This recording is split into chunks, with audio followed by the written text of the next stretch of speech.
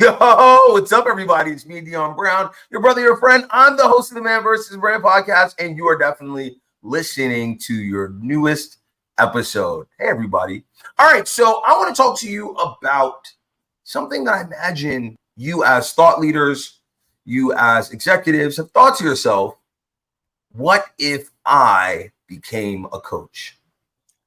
What if I met people where they are in their lives in order to further some sense of where there could be? And that rings true in their business or in their personal lives.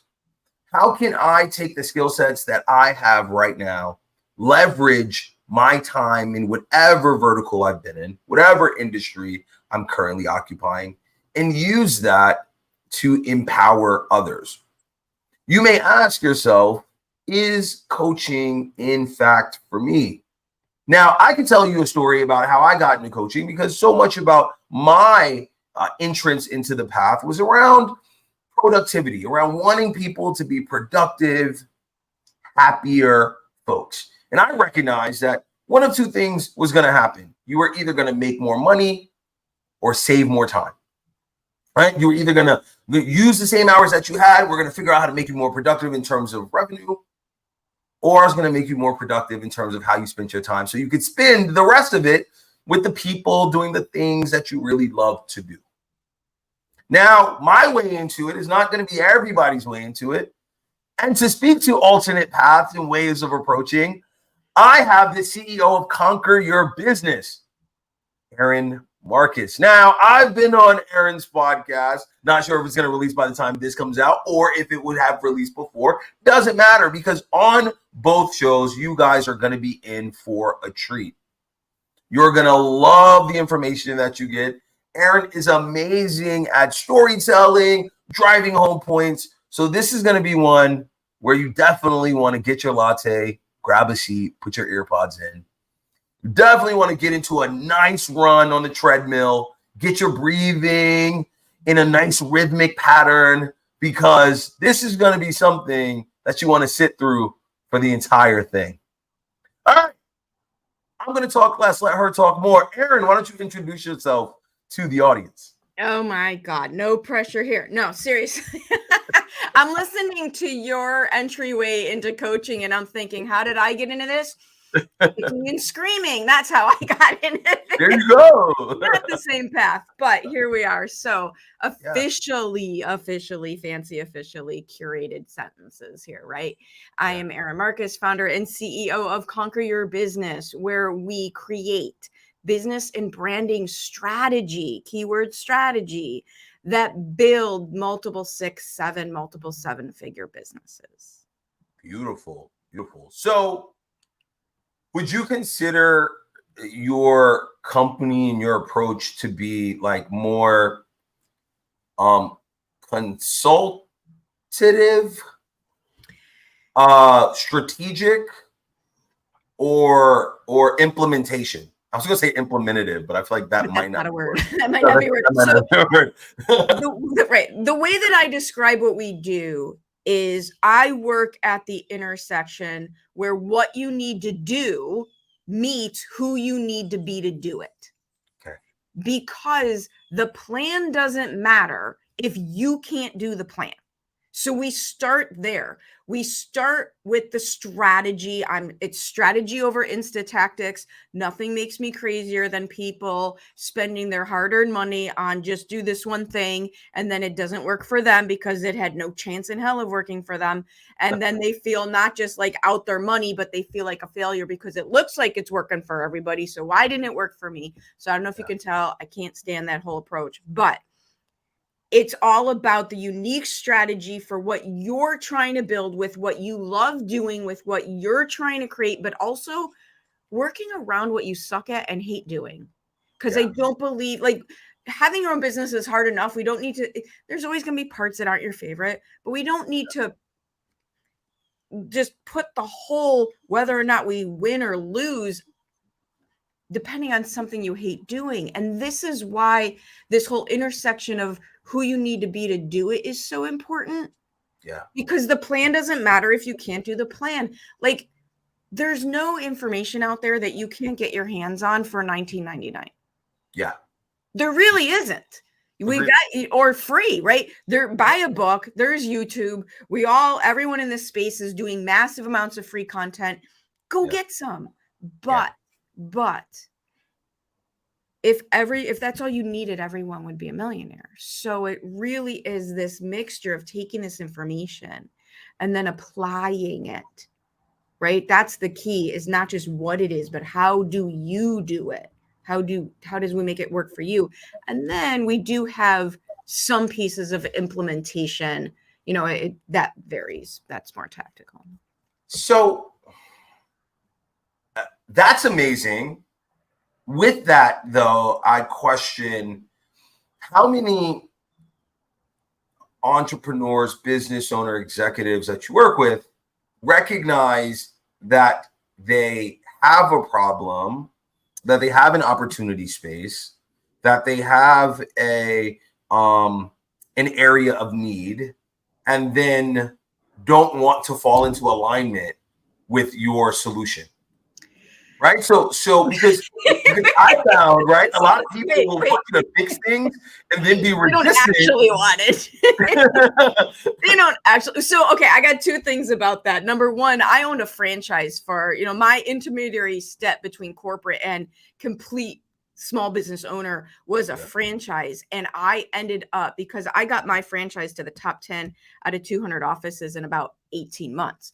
So the franchisor hired me to help train new offices. And I cannot tell you how many people bought a franchise, which is a synonym for system. Yeah. Right. I mean, that's what you're buying. You're buying a brand and a system. Yeah. And then wouldn't do any of the things. They wanted to sell something completely different, which is fine. But then why did you buy the franchise? So to your point, yes, that's a thing. And what I try to do, I miss people. They slip through the cracks. I'm not perfect at this. My goal is to get enough of my authentic self, enough of my approach to business, enough of my approach to my clients out in the world in my marketing. So that doesn't happen a lot. So most of the people who come to me are already aware of the fact that they're done. Like, my podcast is called Ready Yet? You'll never do what it takes until you become the person it takes to do it. So we're putting it out there. Like, you've already gotten, and that was my path too. Like, I got as far as I could get inherently, and then I hired people to help. So basically what you're saying is that for you, fit becomes the most important thing, where they're arriving with some sense of who you are. You are arriving, affirming the sense that they have typically that you've put out through marketing, through the podcast, through relationships. And so the trust and the buy-in, that bridge, is more solid because everyone is arriving at the conversation clearly aware about what the other party expectations are, needs are, what the requirements are for this relationship to be healthy. Absolutely. And to me, that is a foundational piece of a client acquisition system. Like, it's not necessarily an easy piece. It's so funny how this, like, themes come up over and over. I literally, right before you and I jumped on this, hit publish on a post on LinkedIn talking about authenticity. And it's all fine, well, and good, right? You be you, embrace your fill in the blank, let your, whatever it is. That sounds great on a mug, but it's not easy in real life, because you do need people to like you. You do want people to like you. And as a small business owner, you start to feel the need for people to like you, because then they might be your client. And now it's like, do you make money or not based on if people like you? And so it's a heavy ask, right? It's a heavy lift to ask somebody to go on a personal journey to where they truly, truly, truly don't care if people like them. That's not human. It just isn't. So what I would put forth is, what if instead of making ourselves feel bad for wanting people to like us, AKA being human, Yeah. What if we just said, it's only important if the right people like us? Yeah. Can we get to the point in ourselves where it matters that the right people like us, the people we want to work with, the people who want to work with us, the people we can help, the people we're good at helping, the people who want our help? Like, if you align those things, you get to live life more on your own terms, because you're, especially as a business owner, right? We're just attracting. Like, I don't know if you can tell, like, you and I are very much aligned. I don't think you attract victim-y personalities any more than I do. No. It just doesn't. I'm too solid in myself. You're too solid in yourself. Yeah. Though I have to tell you this. I missed it. I missed one. I totally missed one. Nice lady, loved her. I missed one, and I had to laugh at myself because I completely missed it. And we started out strong, and we started out good, and then she bailed. She bailed way too early before she really made her difference. And then she sent me an email telling me how much I helped her. Yeah. But that I should have done a better job understanding that even though she said yes and signed the contract and worked with me for 3 months, I should have known she didn't actually want to do it. Ooh, wow. That's a level of insight and psychic. I'm like, really not that good. Right. I'm good. Yeah, I ain't that good. Good. I'm not. Yeah. No, I was just thinking too, like I definitely don't attract victims or the victim sort of mentality. But I will say this, that in my life, people tell me stories in order to get an insight that they feel like would be as truthful of an insight as I can give them. Right. So I have a lot of people that come to me with a level of problem that like the answer is not just to be like, oh my God, that really, wow, what are you going to do about that? Right. It's really like, okay, let's break this down. It's funny because I don't think that every problem, I definitely don't believe that every problem deserves an answer, but I do think that you can become varied in your approach. And so in my life and in the lives of like my friends and family and people I'm in a relationship with, I'm always like, seek out other alternative ways to approach what you want, because talking to 3 to 2 people about it may not be the best approach. Your best approach might come from YouTube. It might come from, right? Like work through some stuff in order to do it, because no one resource will determine the optimal way for you to. Hard. I think people say they want it. Yeah. And I'm a big fan of, I give warnings. I like when I have my clients, when I have events, I'm like, listen, this is the disclaimer. I'm real direct. Yeah. And being the 5 foot tall female growing up in Chicago, not in the greatest crowds. Yeah. Don't confuse the confident cadence of my voice to mean, right? It's just the way I've always had to present myself. Yeah. But do they really want the truth? And I will tell people, put your safety bubble on. I'm going to say something and you're not going to want to hear it. Yeah. But I don't feel that I'm doing anybody any service. Like, can you walk the line? Like, I call a lot of things, what I do is about putting bumpers in my gutters. Put the bumpers in my gutters so I don't go too far off the cliff on either side. And the bumpers in my gutters are, on one side, don't be a jerk. Yeah. But on the other side, I'm not doing of any service if I'm lying to people or blowing smoke up your skirt. Yeah, absolutely. But wait, pause. I want to go to what you said, because I think that there's something really interesting. When you said, like, I'm basically, I'm paraphrasing. Like, I'm going to say something, and basically, like, I want this may challenge the way that you think, or it may shift some perspective. I found that, like, when I'm saying something like that, and guys, I mean this with all earnest, right? When I say something like that, people compare it to like YouTube reels and Instagram reels where people say that, and it's like, I'm gonna blow your mind right now. You're amazing, and you don't even know it. And I'm like, right? Like people have used that catchphrase so much to be false empowering, to be Yes. toxically positive in a way that like doesn't really challenge the person. It just gets them into a funnel. That when you actually say it and then you shift some level of a paradigm or a way of approaching or a way of engaging in their business, you see the light come in someone's eye when when the challenge is met with their determination. When they finally get it and they're like, oh, I can do that. Oh, that does do something for me. Well, there's like that I thing that's amazing. Well, but here's the difference. And this is going back to, do you want to be a coach? Here's the difference. It's not hard to know what to tell people to do. It's all out there. Yeah. It goes back to the how. Yeah.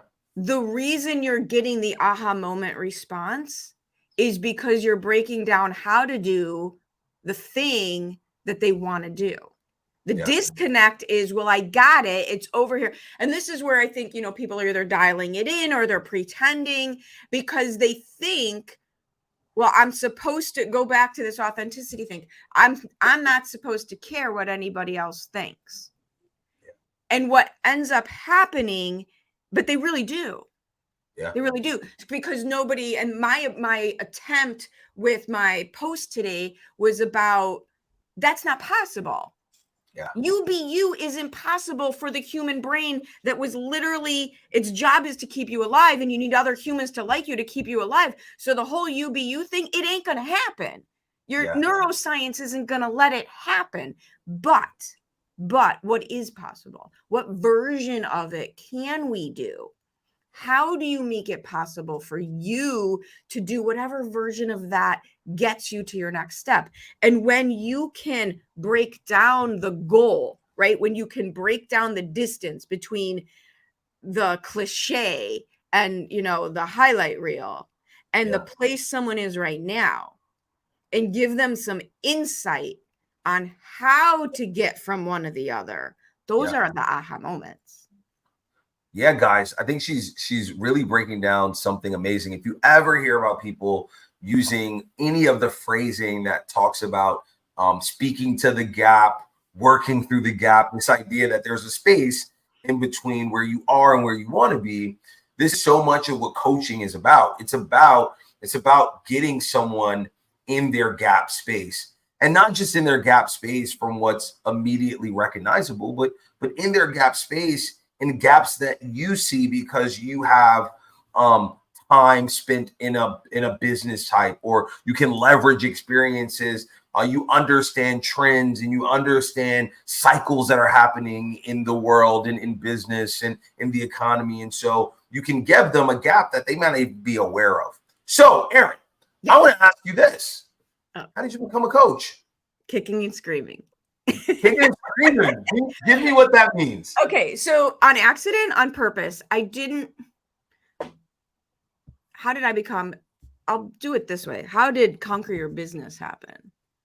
Okay. And so the coaching thing was natural instinct. Didn't know what it was. Didn't know that's what I was doing. So if you want to go back to post-college, 25 years old, living in the city of Chicago, I get a job managing apartment complexes in the Chicago suburbs. Okay.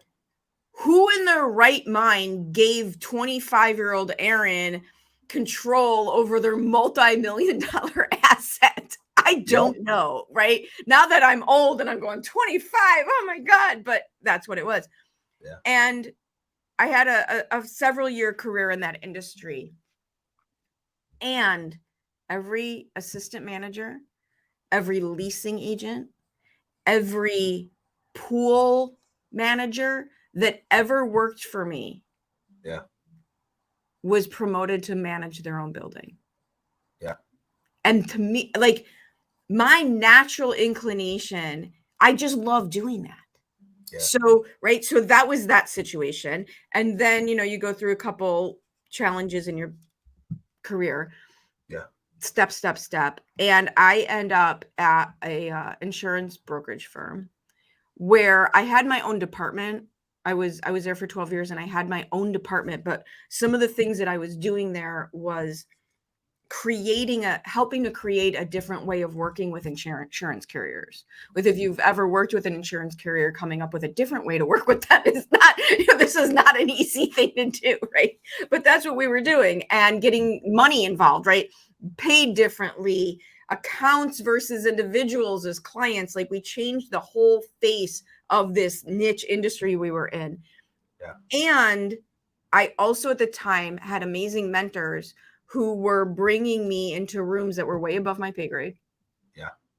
And explaining things to me. And I got my MBA while I was there in a dual focus of marketing and executive leadership. So even though I didn't have my own team, I had like 1 or 2 people, I was really the mentor for so many of the younger people in the business. How do you move up the ladder as a female in a male dominated industry without a chip on your shoulder, or, all of the things, right?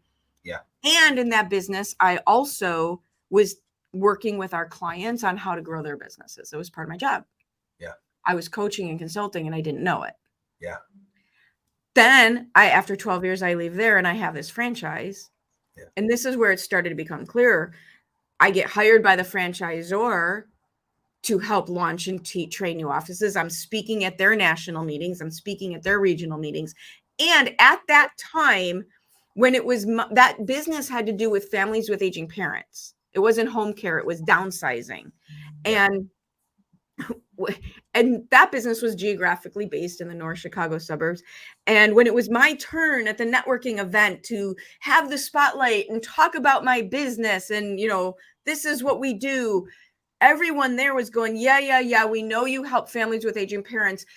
Tell us why you're making money. Like, why is it working for you? Why did you get to multiple 6 figures that fast? Why are you in why is it working for you? So I end up doing that at the networking events, doing that for my vendors, doing that for my networking partners. And it becomes obvious that that's fun, that that's amazing, that that's easy for me because it's right in my genius zone. Yeah. And I'm getting to be involved with these aha moments for people, just like you were mentioning, and changing lives so that small business owners can actually have their business, keep their business, grow their business, and taking into account my personal just values of personal responsibility and control over my own life. Yeah. Or I could stay in the senior world with monumentally logistical nightmare of services, and my clients are in trauma. So it started to be like, I don't know, where would you like to be? So it was so much more not a discovering of what I wanted to do, but a realization and an unburying of what I'm naturally good at, and how do you use that in benefit of others, and letting go of everything else. And I think that what's so important about this story, and I love that you took us back to 25-year-old post-college you, because I think that that's important. I think that you couldn't have articulated a more aligned journey to what this episode is about. Because, in fact, I feel like if folks listening, watching, or wondering, like, can I be a coach? Success leaves clues, right? It leaves signs, and like you just need to do a retrospective on the things that make you happy, on the points where you felt like you were existing in your genius, the points in which you felt really fulfilled. And if those things align with supporting people in their goals, in listening and engaging with folks, then you might have already been doing the work for it, right? Maybe not in a formal way. Maybe you really like training, but you took it to a different level where you're doing some more interpersonal work. Like you might have seen evidence of this, and if you look at that evidence, you might find that you are more aligned to being, or to having, the ability to be a coach. Now you just need to fine tune the skill set. Well, and the thing that derailed me for a while was everything I thought I was supposed to do as a business owner. Yeah. right? Like I come out of corporate. I come on blue collar Chicago, like jobs, get a job. I mean, it was amazing when I got to corporate, white collar job. Holy cow, right? Like my dad was a cop and my mom was a hairdresser. Like the fact that I've ever been in a cubicle is nothing short of a miracle, right? Come on. Right. So there's the part about figuring out the alignment of what you're great at and what people need that solves a problem. There's a lot of people out there trying to be a coach in things that people don't need or want to pay for. Right? Like this is not a good business. That's not a sustainable business model. But then the other half is if you want to work for yourself, are you willing to put the time, money, energy, and effort into learning how to run and grow a business that you've put into learning how to do the thing you want to do? Yep.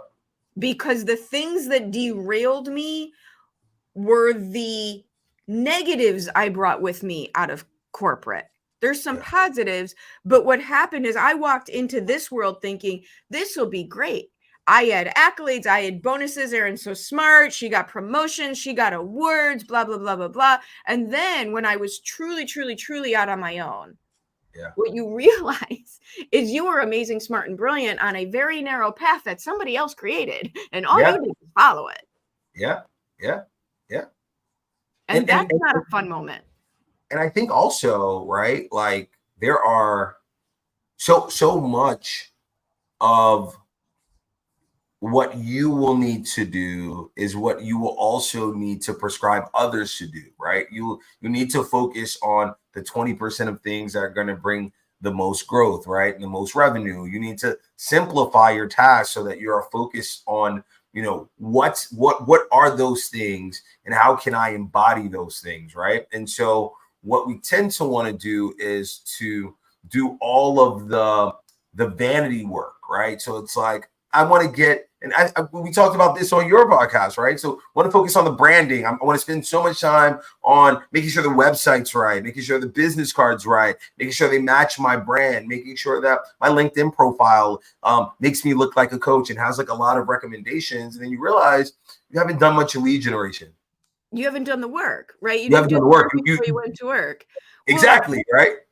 Yeah. I mean, and it happens for a couple different reasons. One, it happens because that's the external piece of business we see of other businesses. So we give it a false sense of prioritization because that's the visual that we see. That's what we're immersed in. So, okay, totally makes sense. We would think that's important because we're surrounded by it from everybody else. But the other more insidious part of that is odds are, unless you're a graphic designer, unless you're expert at messaging, you're not going to be good at those things. Yeah. Which means they're going to take a really, really, really long time. Yep. Which also means if you think that it's necessary to have and you're not good at it and it takes a long time to do it, you can be so busy that you've convinced yourself that you're trying really hard and doing a lot of work. Yeah, like you can be so immersed in that work that you're like that it feels exhausting, it feels rewarding, it feels like it's growing your business and not a busy day. And to your earlier point though, what you're avoiding is the scary parts, because we're humans, that's what we do. We avoid the scary parts. Yeah. And we hide in the amount of work that it takes to do things that we're not good at doing. Yeah. Right. And it all comes from the scarcity of either not wanting to hire the people who are good at doing it or keeping us away from going out into the real world, talking to other human beings and saying, do you want my help? Can I help you? Well, so what's funny to your second, I actually think that your second point is where I think a lot of people may go wrong. And it's not the talking to people and helping them. I think that oftentimes as business owners, we are so excited to present to the world the visual of our business, this kind of stamp that like I've transitioned. Look, I've done it. So I'm a business owner. I have a pen with my name on it. Exactly. So like my logo has to be right. My tagline has to be right, right? Because I'm proving to the world that I have what it takes to do this thing, right? And so glad to go out in the world and present the world with it that you haven't actually figured out what the intricacies of your service or product is, right? Like who in the market this is really going to help, whose problem this is going to solve, because you're just excited to announce to the world, well, I have this. I have a story about this.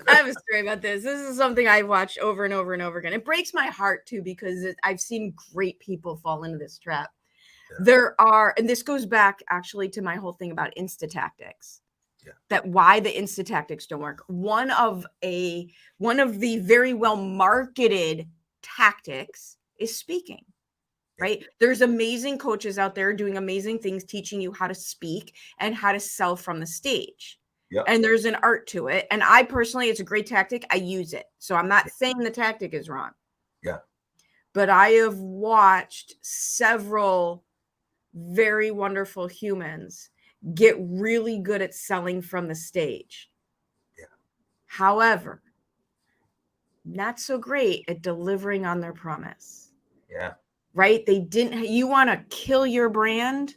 Yeah. Go sell a bunch of it and not be able to deliver on your offer because you don't have your ducks in a row. And the other thing too is so much of tactic that you see in the world, guys that are listening, she's 100% right, is not just in the delivery, because the delivery part is, if you can't deliver on what you say you're going to do, you have a whole heap of problems, like a whole heap of problems. And like, it could also just be organization. We're not saying but it's a whole heap of problems. Like you need to sort that out, right? But what I will say is this too, that if you're not clear about your conversions, if you're not clear about your ability to sell, but then also to close, right? Because there's a lot of people that are great at selling the vision, but that don't follow up, right? So you don't close, like you have all of this great lead gen, you get all of these people interested in you, but you don't close on them. And so you feel good about presenting this thing that people are like, oh my God, I need it. But if you're not actually following up and closing on the business, then truth be told, you'll never have the problem of not being able to fulfill the promise. That's right. You won't even have that problem. So that is exactly what we do. So this is exactly what we do in their business. We actually have a program for this. And this is the way that I describe this. It's a 5-step process. And I'm not big on the whole 5 steps to this and 7 steps to that, but I've learned. My college boyfriend labeled me the random thought generator, and he wasn't wrong. So I create these numbered systems like for your benefit, because I'll talk all day, but if you want it to make sense, we're going to have to put it in an order. We're going to have to number some things, right? Absolutely. Right. So we got the foundation, which is what you're talking about. Like, what's the brand? What are the visuals? What is the unique value proposition? What is the offer? How do you do it? Like, we've got that foundation. And then I draw the line between marketing and sales. Marketing is everything you do to create awareness that your business exists. Yep. If you are creating awareness and interest, the fact that your business exists, that's marketing. Yep. Sales for me is the mutually agreed upon conversation we have to decide if we are going to exchange money for services. Yes. Mutually agreed upon conversation. This is not me DMing you on LinkedIn saying, buy my widget. That's not sales, because I didn't agree to be in that conversation. Yeah. Mutually agreed upon conversation. Yeah. And the goal. And just to add that before you get to the next point, and I may not agree today. Right? Yeah, I may say, like, I need this 6 months from now. And that doesn't mean no. That means not today. Yeah, that means not now. I feel like a lot of people miss that part. Like, just because someone says later doesn't mean that they're trying to blow you off. Sometimes there may be instances where they are, but people tend to respect their time and decision making. So if they say not now, it doesn't mean that you're not in relationship with them. It means that your relationship doesn't transact today. Correct. It may transact in the future. Here's the thing. Your business is not about you. Yeah.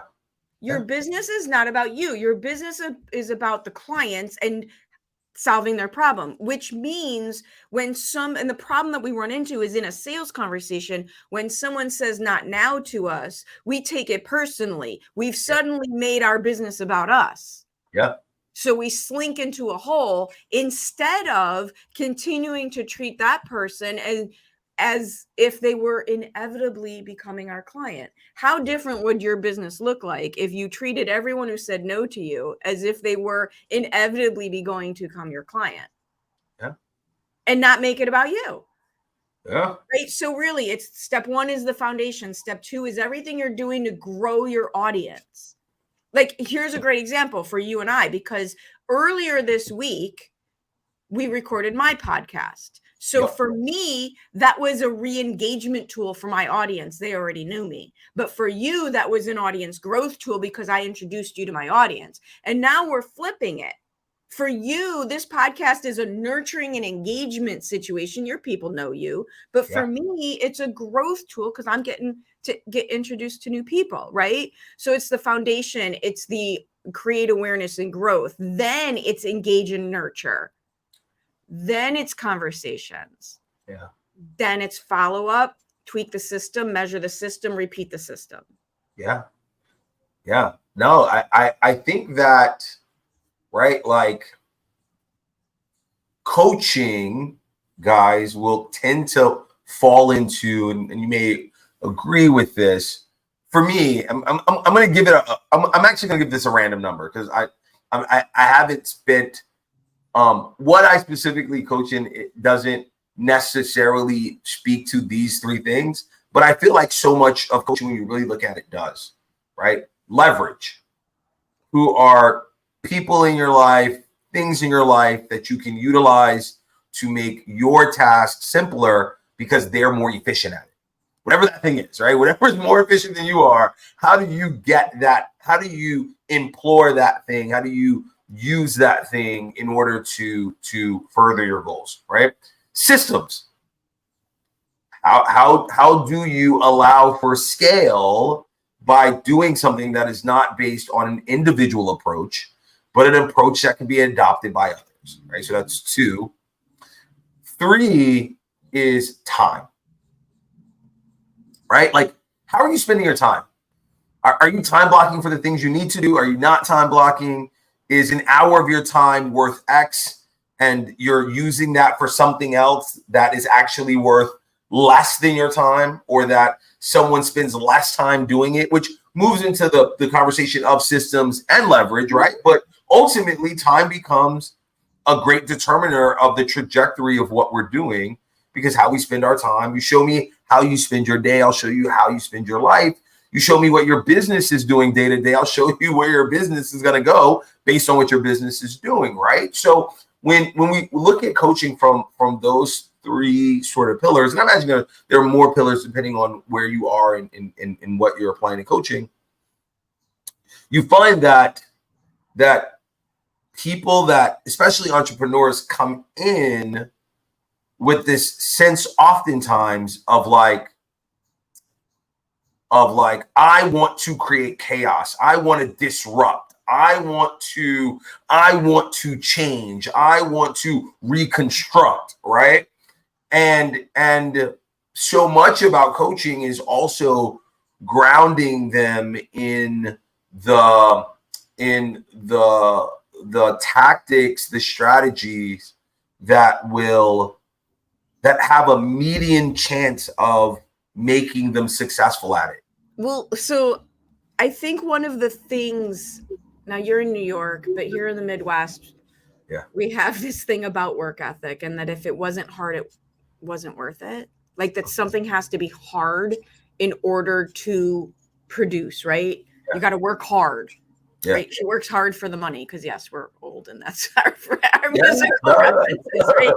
But what happens is, going back to neuroscience, because a lot of this really does go back to how your brain works and understanding how your brain works so that you can counteract it.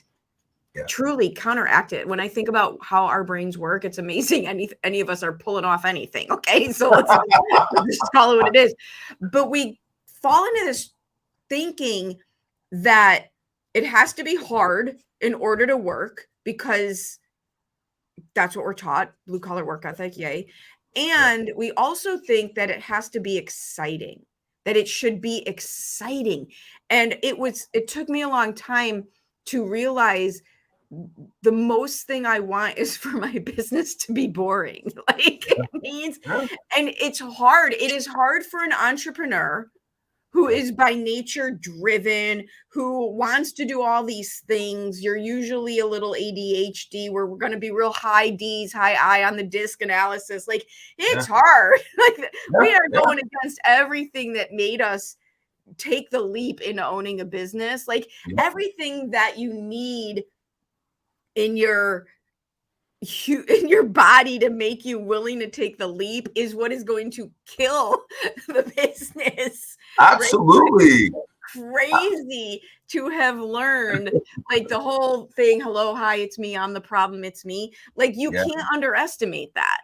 Yeah. It's about everything. I'm the bottleneck. I'm the bottleneck in the business. I'm the reason things stop working because I've got the next big idea.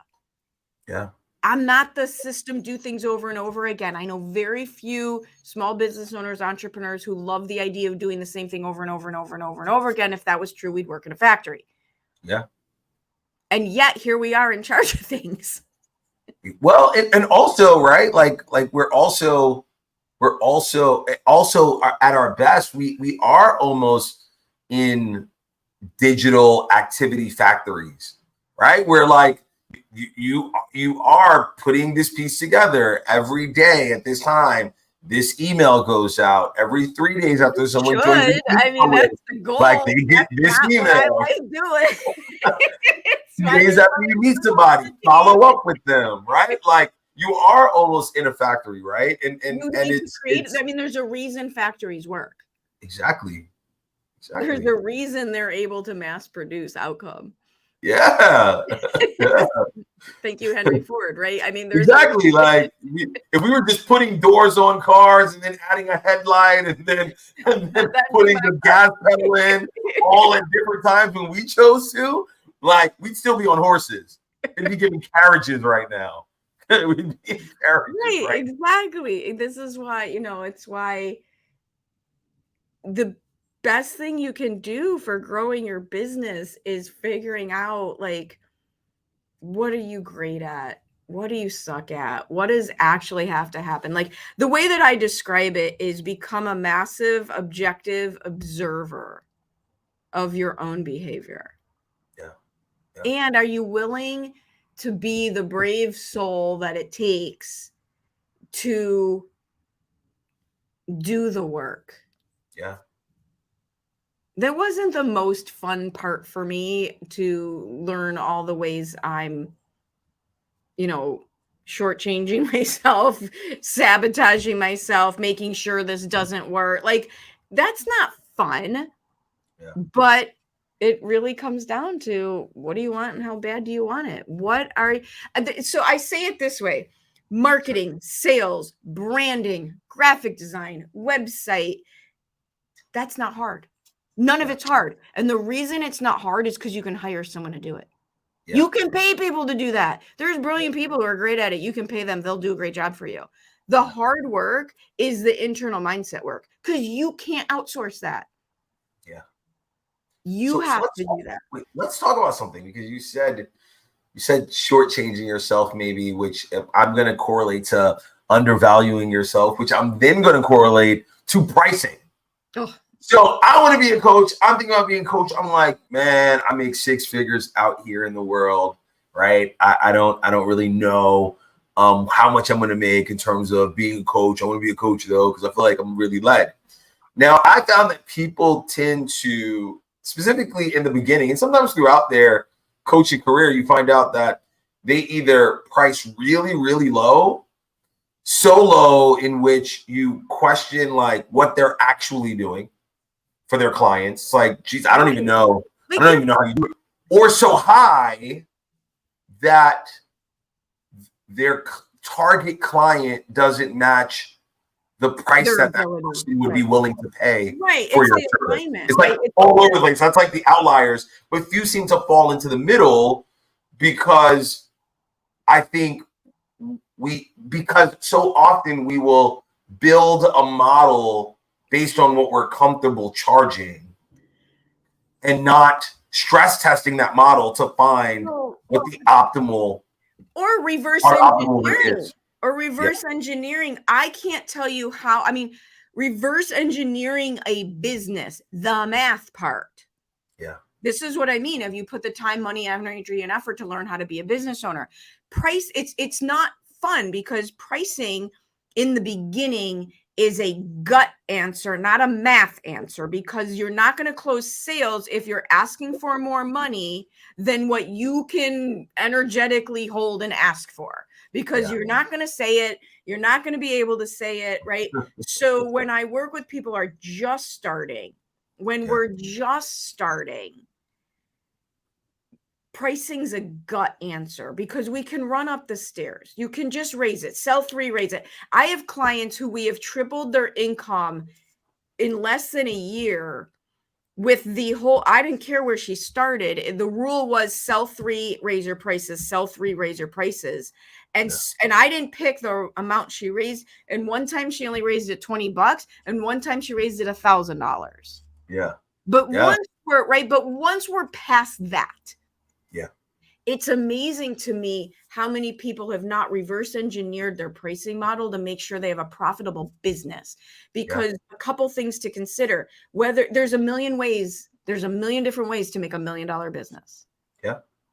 What's your pricing model? Because you could have 3 $250,000, 4 $250,000 clients with very low overhead, be a freelancer, high luxury business model. Fantastic.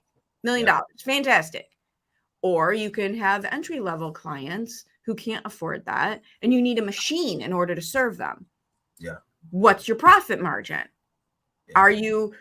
It's amazing to me how many people get themselves into trouble because the more they sell, the more money they lose. Absolutely. And it's interesting too, right? Because I think what you find is that when you ask people, to your point about the gut, right? When you ask people, well, how did you come up with that number? Right? For how you're, it's so random with what you can pull off. Exactly. It's just what I was most comfortable saying. Right. So then the question, if you're staying there, this shows up in so many different ways because you have people, and this is a big thing right now, because what happened in the last, so we're recording this in September of 23. If you look, I would guess I started seeing it about a year ago, actually. Let's call it a year. In the last year, the bottom third of every single market, I don't care if we're talking pet food, real estate, whatever it is, coaching, services, the bottom third of the market went away. The government stopped printing money and giving it to people. Inflation has gone crazy. We've got, we had layoffs instead of, right? We have all these reasons that the person who was just trying to buy a thing is no longer able to just buy a thing. They're gone. They're just gone. So if that was the market you were serving, your market went away. Your market went away. You can't lower your prices enough for them to buy from you. They're out. They're gone. They'll come back. Don't worry. It's going to be another 6 months or so, but they'll get there. So what happened? A lot of people got out of the coaching business and the consulting or the I've had a ton of people texting me saying, hey, I got a job. Great. Go for it. Earn money. Like there's nothing wrong with a job. I've had great jobs. But what I also watched is if you're going to stay in business as a coach and consultant, you had to up-level who you were serving. You had to up-level who you were serving. So do you look the part? And going back to your original thing, you had mentioned this, and I'll put it this way. When I submit proposals for paid speaking and everyone else submits a proposal for $10,000. I submit one for $5,000. They don't go, oh, look, Erin's a deal. They go, Erin must suck. Yeah. So if you want to up level your clientele, because Yeah. that's who's available to purchase from you right now. Yeah.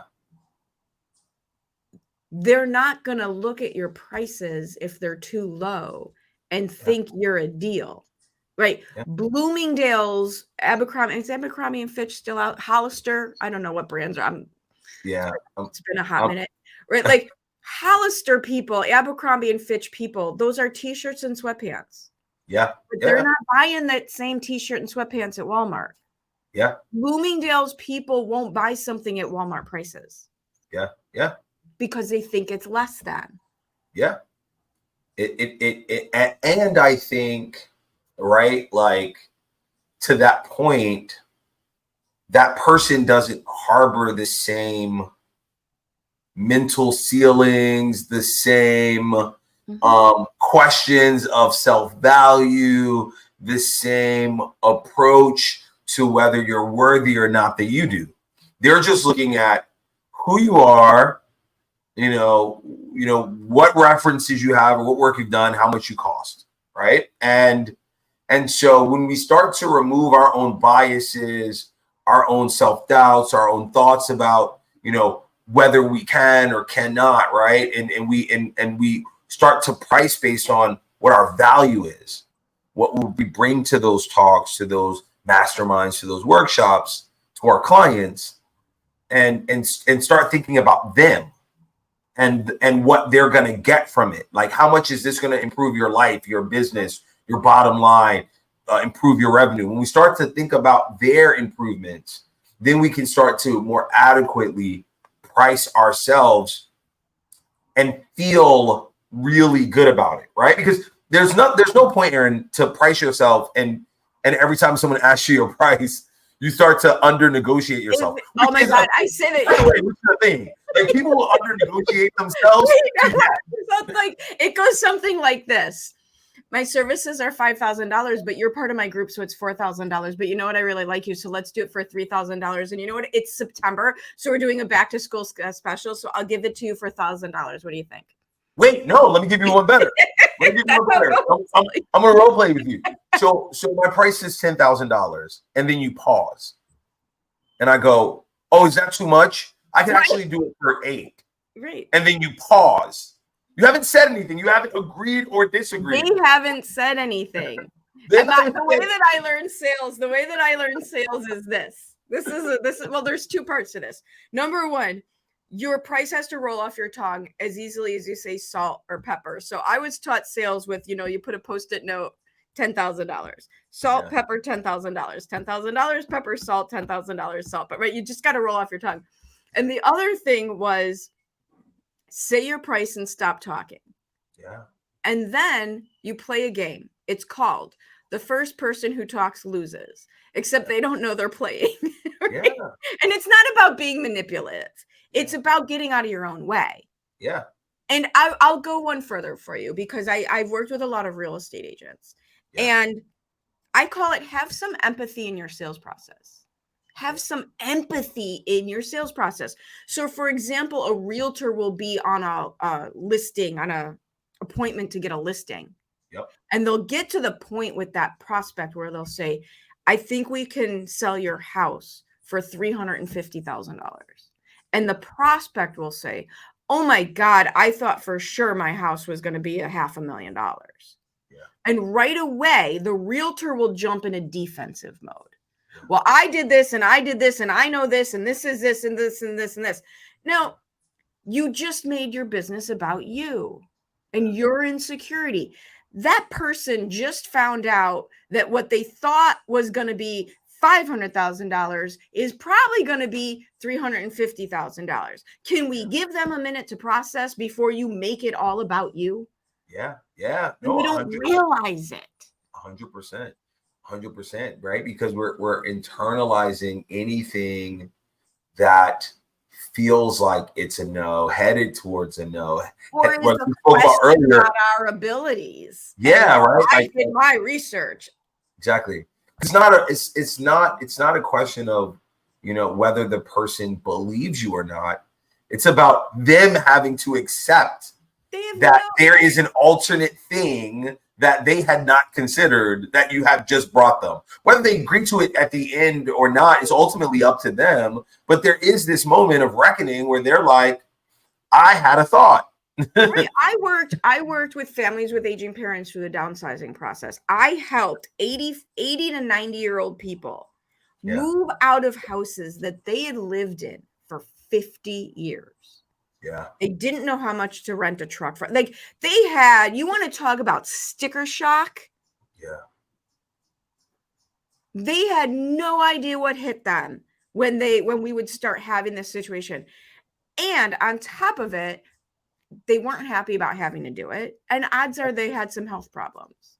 Yeah. So I had to learn, like, my job, if I want to really help them, is to help them, not attack them. Or as I say, watching good sales conversations go to die, just let them say, oh, okay, and then leave.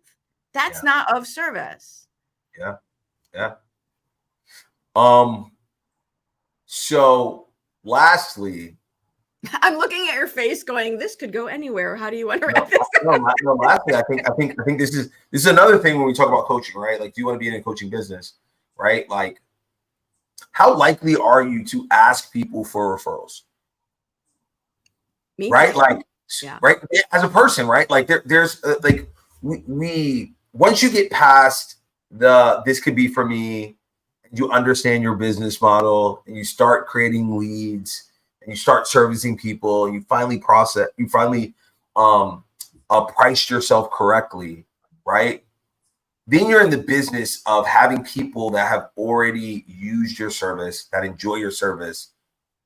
You are actively placing in their mind that I can be top of mind for you, for someone else who needs this, right? And those of us that do it well end up flourishing with people just referring business, because you have your lead generation, your marketing and sales machine happening on one side, and then you have just people having conversations about you and making introductions on your behalf, and you become valuable to them because you become a resource for them in conversations they're having and helping people with their pain points by introducing you. But if we don't tell people, hey, I'm willing to, if you don't direct them into that conversation, if you don't support them in acknowledging that, like, you being a resource for me to gain business is okay with me.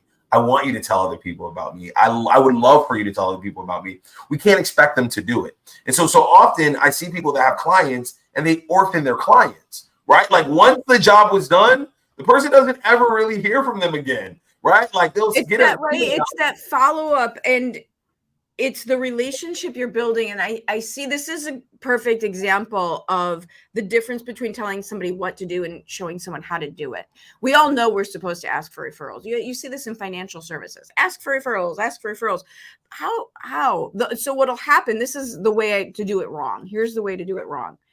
Wait until you're done working with somebody. Yeah. And then ask them if they have any referrals. And the reason that's wrong is now you've put yourself in a position where the reason for you to reconnect with that person is to find out whether or not they have referrals for you, which feels very chasey. And transactional. It's very transactional and very chasey. You want to know the number one way to get referrals? Give referrals. Yeah. Like, this is not hard. When I had my last business, I gave out $6 million in real estate referrals. Yeah. I basically had a $6 million real estate business and I wasn't a realtor. I didn't get my license so that I could get a piece of the pie. I wasn't my business. I gave out $6 million. Like, when I do my podcasts, there's almost nobody that I am on their podcast or they're on my podcast that I don't get them 2 more bookings. Yeah. My last question is always, who do you need to meet? What do you need? She asked me that, guys. Sure did. Who do you need to meet? What do you need? I talk to people all week long. Yeah. Who do you need to meet? What do you need? Who do you need to meet? What do you need? I said it to you before we started. I talked to Todd earlier. You will like him. I will connect you. Yeah, absolutely. Like, it's not hard. once you remember to think that way. I think a lot of people are absolutely happy to do it. I think they just don't think that way. Yeah. And Yeah. make it easy for them. Make it, the other place that this goes wrong is if you don't have your messaging, your unique value proposition, if you don't have your side of the deal totally figured out, how are you expecting somebody else to do that for you? Yeah. Oh, here, let me introduce you to Dion. I'm not exactly sure what he does. But it worked for me. It worked for me for the 6 months you did it. Make it easy for someone to help you. People do want to help you. They just, they say that in like supporting grieving friends. Don't ask them how you can help them. Show up and help them. Yeah. It's the same, right? It's the same type of thing. Yeah, absolutely. All right, cool. So I have 2 questions for you. Okay. That I ask everyone that comes on the Man versus Brand podcast. Okay. And then I'm going to ask you to share, conquer your business in ways that people can engage in the content, all that good stuff. But here are my 2 questions. So on any streaming platform, podcast, book, what's something that you recently engaged in that you thoroughly enjoyed? Recently engaged in that I thoroughly enjoyed.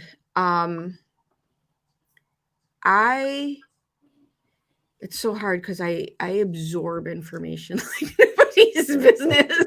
That's the point. So this is going to be in the show notes, right? So if someone's listening to you and they're like, "Oh my gosh, I want to read. I want to read something she reads, or I want to watch a show that she watches." I went back and reread this. Ooh, and they say no. Yay, come on, Finn. So this is a couple, Richard and Andrea. I originally read, their first book was Go for No. Mm-hmm.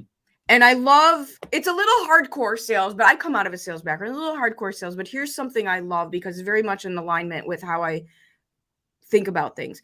If you are being pushed by the desire to avoid pain, if you are being pushed forward by the desire to avoid pain, the problem with that is as soon as you alleviate a little bit of your pain, you will stop. Yeah. As opposed to if you're being pulled forward by a desire to create something, there is no stopping you. So to that effect, a lot of people do their sales to reach a number. And once they reach that number, they stop. What if instead you went for no, go for no, and you counted your number of no's? You're going to make a lot more sales. You're going to make a lot more sales. So that was great. It was, and it's written like a fable. You can read it in like, it's an airplane read, like 30. It's like the waiting room read. It's like a 30-minute read. This book, When They Say No, you see all my post-its in here, right? Yeah, no, I do. Had a lot more tactical advice for what to do instead. And I will tell you, I come out of corporate sales way back before 9/11. I was in the real estate business and I used to wander. You can't even get in anymore. I used to wander the halls of the skyscrapers in Chicago, going door to door, asking the offices, like, who handles your real estate? Thank God we don't do it that way anymore. Yeah. So that being said, I don't like boiler room old school sales. I'm a very conversational sales approach. It's an invitation. It's just a conversation. But this has a lot of really good advice on how to handle sales conversations. So I've reread this a couple times here. When They Say No, Waltz, Fenton and Waltz. Yep. Oh, got it. All right, cool. Second question. Very similar to the first. On any streaming platform, podcast, and or book, what's something that you thoroughly enjoy that people may not readily associate with you? And this could be a genre, this could be an activity, but like what's something that you thoroughly enjoy that people may not necessarily readily associate with? If you know me, I guess it's not a shock, but if you meet me this way, I'll do it this. Well, I don't get to do it anymore. The thing that I enjoy the most, I don't get to do it anymore, but it's just so freaking weird. I'll give you the thing. Okay. I'll give you 2. I'll give you a couple. I am 5 feet tall and 53 years old. Okay. I was a competitive bodybuilder and power lifter for 25 years and boxer. I used to spar on Friday nights and go to my MBA class on Saturday mornings with black eyes. So that's it, that's very incongruous because of my size. However, I'll give you this one because there's a picture somewhere that I may or may not share with you. Okay. When I left corporate and left my friend, like when I left corporate and I was out here in this, I knew I needed to get comfortable being uncomfortable. Yeah. And going to the gym was not enough of a stress reliever for me because my body knew how to do that. I can bench personal records and my mind will wander because my body just knows how to do it. So it wasn't a stress relief for me, right? So I decided to learn something new. So at 40 years old, and we're well past this, but this is just why it's so you're gonna die. At 40 years old, I decided to learn how to figure skate. And the look on your face. And by the end of the year, I had flown halfway across the country to be in an adult skating competition. Of course you did. Of course you did. Where I won and still have a blue ribbon because, and I'm a rocker girl, so we had to be a little bit in alignment. I did a 90-second routine to Landslide by Fleetwood Mac. What? Oh, man. Okay, here for your... Oh, guys, she is definitely in figure skater attire. I've got the scrunchie. This is like a legit thing. That is awesome. 40 years old, Landslide by Fleetwood Mac. I think I was 41 by the time we got there. Yeah. And I won. And by the way, I had been on a little bit of ice skates before that, but I came in. Nothing competitive, I would imagine. Nothing like in that realm. So how long did you continue with it?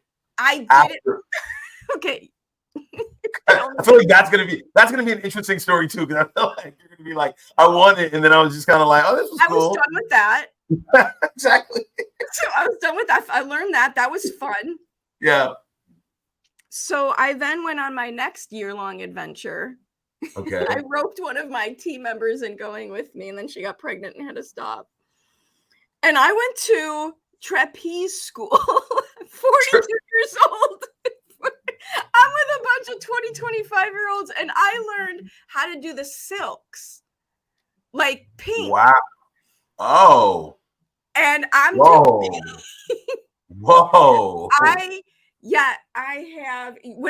Here's the thing. You cannot take yourself just a little bit seriously at all when you are trapped hanging by your ankle from a rope, 15 feet up in the air, and some very adorable muscle-bound college student has to climb up and save your ass. Okay. Yeah, it's funny. Like, I don't know about the mechanics of either, but it's interesting because so much of form is important in powerlifting. Form, becomes important in figure skating. I imagine form becomes important in trapeze. And so it's funny, like, though these things seem and are completely different and divergent and probably use different muscles and focus and technique, there also is like a thread that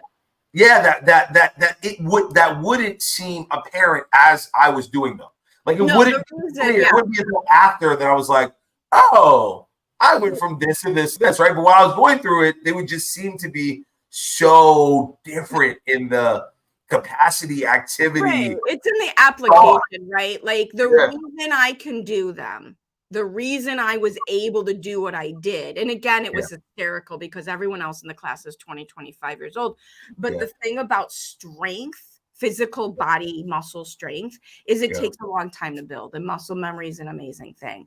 I was so much stronger than these kids because I had been lifting for 20 years by the time I had gotten there. And knowing how my body works, knowing how muscles work, knowing how to engage one muscle. How do I literally, right? Because I used to bench press in competition when I was 19. Yeah. And you learn, well, I need to engage this muscle and release the tension. And like boxing, how do I release the tension in this muscle to preserve my energy? So that, yes, that absolutely. Yeah, but it's not apparent. But as you're going through it, I'm like, oh, okay, I can kind of see this working out. I engage this muscle, release this muscle. But what was hysterical about the figure skating is I'm not real girly. Yeah. I'm not real girly. So the power moves, man, I was scared to jump, but I was doing all sorts of lunges and spinning around. But as soon as you wanted to make pretty shapes with your arms, I couldn't stop laughing.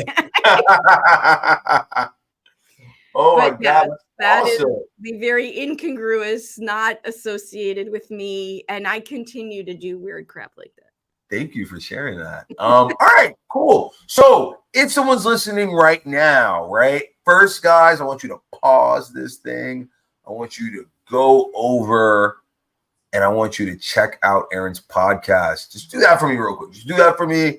I want you guys to check it out. The link is going to be in the show notes. So check it out because she's doing some really awesome things. I am also in the episode. I think I've mentioned that. I'm on an episode. So check me out too. Don't just check me out. Subscribe to her thing. Check out what's generally going on there. But Erin, if someone wants to engage in your content right now, they think that, that they might be a really great client for Conquer Your Business, or they want to see the stuff that you're putting out on LinkedIn because maybe they're not ready right now, but maybe, they're just interested in exploring concepts in the space. How can they get with your content? How can they? I will make this so easy for you because you can get this all in one place, right? I don't want you to have to try to remember 85 different things. I can't remember 3 different things. So it is all at conqueryourbusiness.com. We have links to everything. Links to my LinkedIn, links to social, links to my podcast, blogs, articles, you name it. It's there, right there. conqueryourbusiness.com. Just reach out, connect, say hi, tell me what's going on. I just love meeting and talking to people, so it's all good. There you go, guys. I hope you love this episode. I hope you got something from it. I hope that every time that we went off topic, that you enjoyed the off topicness of our off topic, because it all somehow weaves together into a greater story.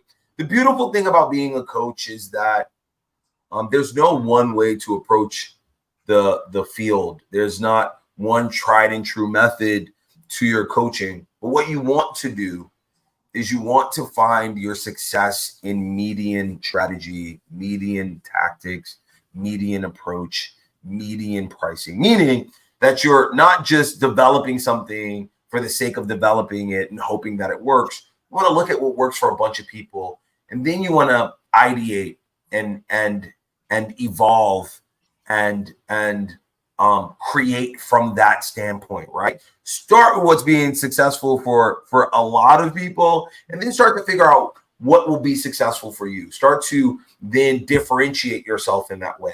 Lastly, to the greatest point I think that Erin made in our talk is go into figure skating when you're 40. No. yes, that might be. Right. Well, no, but most important, me and her talked about me DJing. So it's important to keep pushing your boundaries. Push your boundaries around what happiness looks like, what stress relief looks like, 100%. But I want to speak to this, and this is important because it's as important as it is to be a power lifter, a figure skater, doing trapeze, or being a coach, a business owner, a kick-ass person, is understand your value proposition. What are you bringing to folks, guys? Like, understand, why would someone want to work with you? Not work with a coach, work with you. What makes you different? What makes you special? What can you engage them in that others cannot? Because when you understand your value proposition, man, you'll find your tribe. Because we're not meant for everyone. We're just meant for the people that are meant for us. Anyway, I'm Dion Brown. That is Erin Marcus. I hope you guys appreciated the show. Thank you, guys. Talk to you soon. Thank you, Erin. Thank you.